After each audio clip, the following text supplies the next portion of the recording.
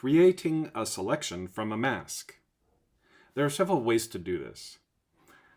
You can click on the layer with the mask that you would like to make a selection of, and choose Select Load Selection. And it will have a list of channels you can choose. And just press OK, and it'll give you the marching ants. And then we'll deselect. Alternatively, on the Mac, you can Command click, or on the PC, you can Control click the layer mask to get the dancing ants. If you would like to add to that selection once you've made one, hold down the Shift and Command or Control key and click on another layer mask.